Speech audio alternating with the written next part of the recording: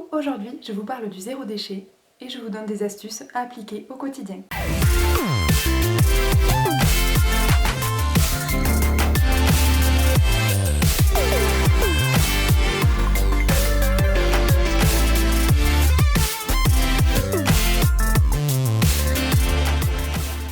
Alors c'est quoi le zéro déchet? Le zéro déchet, c'est limiter les déchets au quotidien. Pourquoi faire du zéro déchet? Pour bien sûr éviter de polluer notre planète. Ça permet de limiter l'épuisement des ressources renouvelables et non renouvelables. Et puis recycler c'est bien mais c'est limité. C'est-à-dire que le plastique on peut le recycler plusieurs fois mais c'est pas illimité en fait. Comment? On peut faire du zéro déchet en appliquant la règle des 5 R, c'est-à-dire refuser. On peut refuser ce dont on n'a pas besoin. On peut refuser les objets à usage unique. Et ensuite, on peut refuser les objets non revalorisables. Réduire. On n'achète que des quantités nécessaires. On évite le gaspillage, à table par exemple. Ou alors au niveau du suremballage. Réutiliser. On privilégie les objets réutilisables. On loue, emprunte et on achète d'occasion.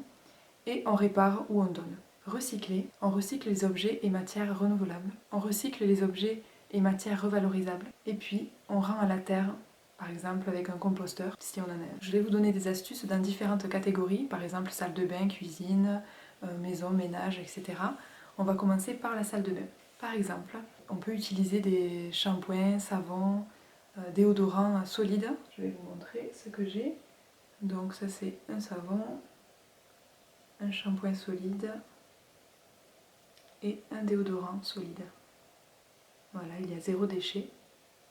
Ensuite, on peut utiliser des lingettes lavables pour se nettoyer le visage, par exemple, pour se démaquiller.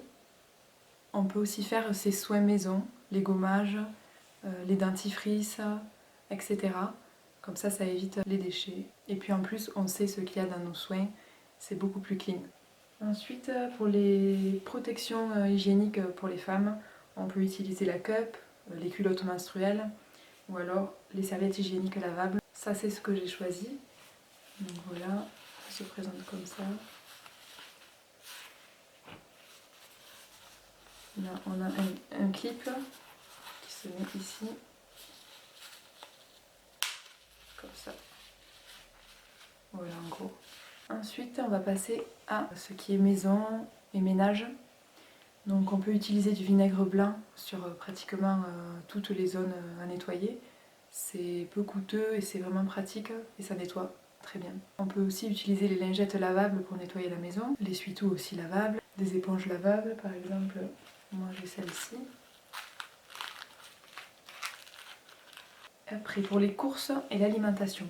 Donc prendre le plus en vrac dans les magasins spécialisés ou alors même maintenant les supermarchés s'y mettent. On peut acheter sur les marchés, aux producteurs aussi. On peut utiliser des sacs en tissu au lieu d'utiliser les sacs en plastique. Puis pour l'alimentation, il faudrait éviter le gaspillage à table, donc moins se servir et garder les restes si possible. Et si on a un composteur, utiliser son composteur. Après pour les vêtements et accessoires, j'achète moins mais j'achète de qualité pour éviter de refaire sa garde-robe tous les mois.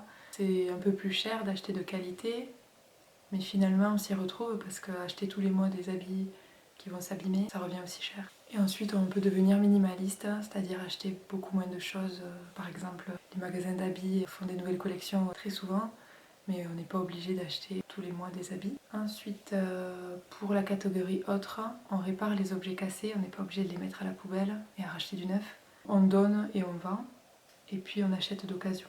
Ensuite pour le travail, on utilise un mug, par exemple à la machine à café au lieu de prendre des verres jetables. Et pour la pause déjeuner, amener son propre repas. Et puis pour le travail aussi, imprimer recto verso, puis éviter d'imprimer trop de choses si ce n'est pas utile. Et puis trier ses mails régulièrement parce que c'est vrai qu'on n'y pense pas mais tous ces mails sont gardés sur un serveur et ça dépense énormément d'énergie. Voilà pour mes conseils. J'espère que ma vidéo vous aura plu. N'hésitez pas à aimer, à commenter ou à vous abonner. Vous pouvez me retrouver sur Facebook, sur Instagram ou sur mon blog. Et n'hésitez pas à me donner aussi des astuces zéro déchet dans les commentaires. A très vite!